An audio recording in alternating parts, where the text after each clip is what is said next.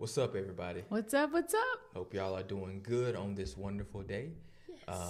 Y'all know what time it is. Another episode Of Fire 15. 15. Yeah. Don't sing it. Fire 15. That's right. I was at my tambourine. I'm Doc. I'm PJ. And she's the illustrious PJ. Oh, gosh. She thought I was going to forget. Hey, don't tuck your chain, my guy. Hey, don't tuck your chain. He just preached a sermon a couple of weeks ago about not checking your chain. Yeah. So anyways. But hopefully you have been enjoying this. Yes. And we back again for another great episode. Previous episode, we talked about just healthy relationships. Friendships, yep. Healthy friendships. But now we got to talk about part 2. We got to talk about toxic friendships. Yeah. And relationships. You just got to know. Let's talk about it. You got to know the toxic signs. Yeah, when somebody for sure. When their love is toxic. Oh, you should sing the worship team. No, you shouldn't. No, you shouldn't.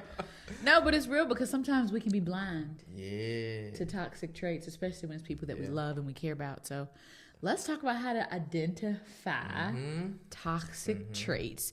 I think we should be able to talk about it from whether it's a friendship or a platonic relationship or it's a romantic relationship, because sometimes church relationship. Sometimes folk need help. Yeah. But and the thing about toxicity is that immediately you don't necessarily know if it's toxic or not. Sure. But after you get so much, it becomes toxic. Yeah. There are sometimes even in your body where you get healthy nutrients and minerals, but when it's out of balance, you get too much, it starts to become toxic. That's true. So when you think about toxic relationships, friendships, whatever it is, there may have been a time where it had been good, where it was beneficial, where it was something that you needed to supplement with to survive. Yeah. But after so long, if you get a certain thing for too long, too much of something for too long, in the wrong way, at the wrong time, it can become unhealthy. It becomes toxic. I think about plants because I love plants. Oh, here's your plant lesson for the day, guys. There are certain nutrients that you get for a plant that's specific in its growth and development at a certain time. Okay. If you give plants those nutrients later, at that same dosage, it kills them. It'll kill them. So the thing that you needed in one season to grow can actually kill you in the same concentration later. Ooh. That's why when people have... Those are bars. That's why there's a toxic correspondence to attachment. People don't know when to let go. People don't know when to be free and to be fly. Because, be free and be fly. Yeah, they don't know when, because they have this toxic attachment, because you're not in that growing stage anymore. Yeah. You're not in that level anymore. There's this psychological term that's called Stockholm syndrome? No, I feel like it's called toxic attachment or something type of I know what you're talking about. I just don't know the term. I can't either, but the synopsis of it is sometimes people find similarities in seasons and they cope together with one another while a person is navigating the season of whatever, you fill in the blank. Like trauma bonding? Yes, kind of like trauma bonding. But then after a certain point, when you've grown from that place of trauma or hurt or whatever, fill in the blank, that same level of connection is no longer healthy or helpful to the growth of either person. Yeah. But because we've connected on this trauma level, this bonding connection of said item or said experience, we continue in that way, and it's not yielding healthy progression for anybody. That's good. That's good. But I think what it also speaks to is the saying that we say all the time, and I always get it wrong. Healthy things live. Healthy things live. Living things grow. Growing things change. That's right. As healthy things live, grow, and change, the same goes for people. Absolutely. And if we are operating in the same level of whateverness that we were this time last year, this time 2 years ago, and we've had friendships that stay stagnant in that way, that's how some of that poison can start leaking in. That's right. As I'm growing, I'm getting these different dosages of the same thing that used to help me stay in the membrane, but now God's taking me to another level. Yeah. If I don't adapt in the same way, no, that's good. And so I think if we want to start identifying some of these toxic traits in friendships and relationships, I think number one we have to talk about is this trait of control. Oof. You know, that's to me, when we counsel people, when we talk to people, relationship, friendship wise, and they start talking about how this other party seeks to control them all the time. Listen, that's toxic. Giving toxic. Because if Jesus says in Revelation 3, behold, I knock at the door. If he knock and leave it up to you to open, come on. Why are you going to make somebody else do something? You can't. That's why people don't understand how the Holy Spirit is a gentleman, because they ain't never experienced a gentleman before. Uh-oh. My bad. My bad. I didn't mean to come at nobody like that. Shots fired. But this sense of control in relation, like you can't control nobody. You can't control people. Like, that's free. So toxic. That is so toxic. God. And that just grinds my gears. So if you have relationships, friendships, people of God, and you see this as a trend or a theme, take note. He says run. Get up out of there. Take note to be like, take note, is this giving control? Right. Is this giving, like, I need you to do what I say, how I say, when I say it, and if not, they're mad. They give you the silent treatment, right? Yeah. Or they give you the stiff, cold shoulder, and it's like, wait a minute. Why are you laughing? Because it's funny. Oh. It's funny. It's like, wait a minute. Like, that's something that you have to consider. Right. And I think, too, that the Bible says you know a person by their fruit. So in this toxic trait talk, I think the fruit of control, I think insecurity. And let me talk about why. Okay. Everybody has their own insecurities. Nobody's perfect. Yeah. But if a person has a challenge with your level of progression, success, other friendships, and there's always an issue or there's friction with you and said friend when you go somewhere else or when you do something, and you can tell that it's kind of layered or wrapped in insecurity because of what they feel or don't feel about themselves, and they're afraid, like, if you go better, grow better, do better, you'll leave me. You know, it's giving control, but a lot of time that's the underlying issue is insecurity. Right. Yeah. They're afraid of losing you. They're afraid of what you guys have built. But it's like, listen, everybody, I can be shared. Like, they feel like you're the only person that they can do life and stuff with. So be careful about people who kind of exude insecurity in such a way that they become the victim. Yes. They become the victim. And it's always like, well, you never know. And it's like, wait a minute.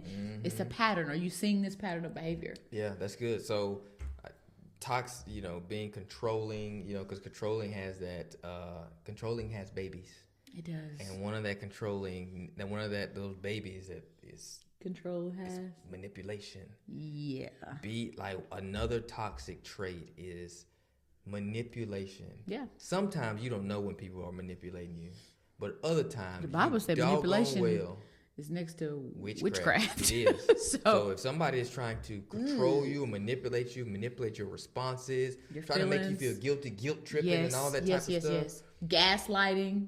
I was just about to say that, and I was going to say we probably going to use some terms here that clinically we may not give you the definition to, but you know what they are. Yeah. So, that manipulation, the gaslighting, like, why is the sky is blue? The sky ain't blue. Your eyes just, wait a minute. Yeah. Or those type of things. Well, this made me feel this way. Why are you so insecure? Right. Why are you so bothered by that? Yeah. You be tripping about stuff. Why are you doing the most? Why are you so, like, wait a minute. Yeah. And then that falls into the whole, I know you don't like to talk about this, but did you feel like people use it weird? It's narcissism. Go ahead. Narcissism. Yes. Narcissism is real. It is Narcissists real. exist. It is. But sometimes people really lean very heavily in that direction when you and I think your thoughts are like what people use it out of. Yeah, I think people use it out of context because not because it's not true in certain situations. They're real. It is real. Yeah. It is real. And it's I think Satan was a narcissist. Of course he was. Got kicked out of heaven, But also it's like everything that somebody does negatively is not narcissism. Yeah. Sometimes they just need a whooping. Sometimes they need some discipline. It might not be narcissism. Sometimes it might be ignorance. Yeah. You know what I mean? But but that is a toxic trait, and I think it's one thing because we live in a day and age now where everybody wants to be aware and everybody wants to tell their truth. The focus is on them, which I think there should be a healthy focus on you as an individual. Right. But let's not be so self-consumed with us and ourselves that we can't see what's going on out there. So what do you mean by that? Which means is that let's not think that everybody else is the problem. Uh-oh. I wasn't trying to comfort people today, but you baited me. You baited me into it. I wasn't gonna come this hard, but let's not have a lack of self-awareness about us, and we can't see what we are contributing to a situation. So basically, as opposed to what somebody else is contributing to. So before you call somebody else a narcissist, what is you?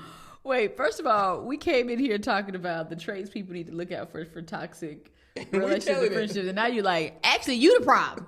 It ain't them, you the problem. Sometimes. No, that's good. Sometimes. But I think that what is healthy is being self-aware, right? Being mindful of what you contribute, even in the conversations about healthy relationships and expectations, like knowing where you are, who you are, your needs are, communicating that. And even in unhealthy situations, I think it takes two to tango. It does. So admitting to say, okay, this did not work out well in this relationship, friendship, whatever. What did I do to contribute to that? You know what I mean? That doesn't mean that I go back and try to fix it and go again, because God might be like, and we're done. That's right. But I think if you're not mindful of how you may have played a role in the unhealthiness or in the divide or the demise of a relationship or friendship, asking God to show you yourself, so that when you go into another level of relationship or friendship, you're like, okay, let me be mindful of my tendencies in this way. That's right. If not, it's not fair to you or them. Yeah, that's good. Yeah. That's good, because I think also we talk about the toxicity of things, and that person's toxic, that person is toxic. I wonder if people have ever asked themselves, am I the toxic one? Oh. What toxic traits am I exhibiting? What toxic traits am I prone to? But I think that leads to self-awareness. It does. And we have to ask ourselves those questions, because if we want to be in a healthy relationship, the bare minimum is that we be healthy. That's right. Let's bring health. Right. Let us lead with health. Let us lead with health. If we want to walk in health, we got to at least have some semblance of it. That's true. But I think this topic today is so timely, because we have to be able to identify toxic traits. There are. And I don't want to say this, but I'm going to say it. Uh-oh. You made me say it. Yeah, you made me say it. I have what? You made me say it.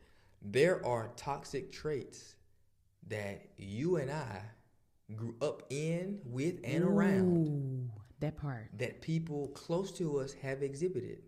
It could be your mother. It could be your father. It could be your siblings. Auntie them, yeah. It could be your mama, your daddy, or your granny. Your greasy. I didn't say how that woman of God. Y'all.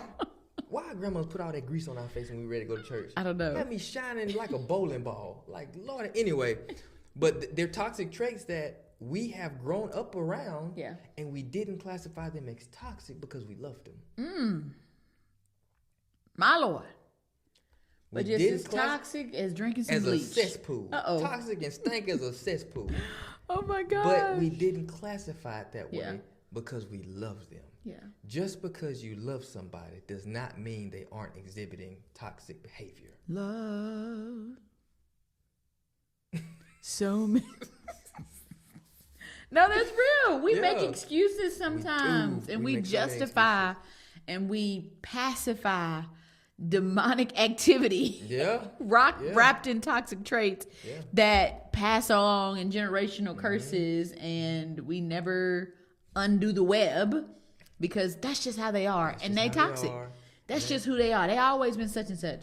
And at some point you have to decide, do I want to continue to perpetuate this pattern? Yeah. Or will I decide that may be who they are, and I know this, but I know how to deal with them. Right. And I'm not going to continue in this behavioral pattern, because some family circles and units have toxic traits. Let me give an example. You ready for this? Yeah. I have a family. I'm not going to tell you if it's mama's side, daddy's side, granny's side, nobody.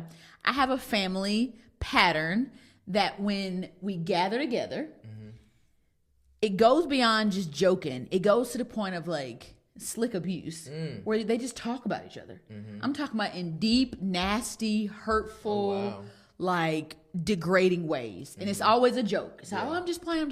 But it's like, no, like that was hurtful. I got too much truth to it. Right, like that was hurtful. And you said that from your soul. Like you meant that. You wasn't just playing. Right. And people are saying, I'm just playing. No, you meant that. Yeah. Your soul meant that. And so that is such a toxic behavior, because you get to the point to where you think that it's okay to talk about people, number one, and then you wrap it in a joke and it makes it okay. But that's toxic. Yeah. And so I think that there's things I've noticed as an adult where I'm like, me and my kids ain't gonna carry that same We're not gonna carry the same energy because that's not okay. Right. But it's a toxic trait of that side of the family, and that's just what they do. Yeah. You know, and I think when it comes to and we're almost out of time, but you mentioned something about, you know, toxic behaviors and blame shifting. You know, how do you combat things like that? Let's say you're in a toxic relationship and you see these things. What do? You have to address them. Okay. You have to address them. Okay. And I think that if you try to cover them because anybody out there who are non-confrontational, don't look at me because I ain't. My personality is more bold than yours, True. but you are confrontational and I'm not. It's a crazy thing. But even in that time, I've had to come to you and be like, babe, this is bothering me. I need to have this conversation with this person. What do I do? Like, you have to be willing to have the hard conversations because conflict deepens intimacy. True. And so if we're going to continue to grow and, you know, grow together as friends, relationship, that's any relationship. You got to deal with it because if not, the elephant under the rug gets bigger and bigger and bigger and it becomes an issue that's not being resolved. And so you got to say something. Yeah. And I think because conflict deepens intimacy, and I think intimacy is all about knowing and being willing to be known. Sometimes that conflict and that knowing involves separation. And so it's like the conflict, it may cause separation because now I know more. And I think when you know better, you do better. Hopefully. Prayerfully. God willing. Our willing. time is up Again? That went by really fast. My gosh. I hope that so takeaways, the last thing you want to share. What do you want to leave the people with concerning toxic relationships and friendships? Just because you don't call it toxic does not mean it's not toxic. Ooh. That's real. You can call it what you want to, but just because you don't call it toxic doesn't mean that it's not. It could be very well be toxic. You're just not calling it that. So you got to be honest with yourself. Be real. Be real. Yeah. And I think once you identify that this may not be God's best for you, God wants his best for you in every area of life, relationships included. If you identify a relationship that's not God's best, it might be the one with your mom, which is heavy. I think you have to go to the Father in prayer and ask him about what the strategy is for you to deal with navigating forward to remove the level of toxins from your life for you to progress. And I believe he'll give you strategy. I believe he'll give you insight. I believe he'll give you clarity. But just ignoring it or just being like, this is so-and-so, this is my so-and-so that I can't, you do yourself a disservice. And I think that you're worth more than living and coping with toxic relationships. That's good, woman of God. Yeah. That's a great way to end that one right there. So that's it. That's all. Hope this blessed you and encouraged you. And if it did, what should they do, woman of God? They should like, share, subscribe. Let somebody know how this blessed you and blessed with someone else. That's right. Don't settle for that toxicity in your life. Get it out. Love y'all. Till next time, we love you. There's nothing you can do about it.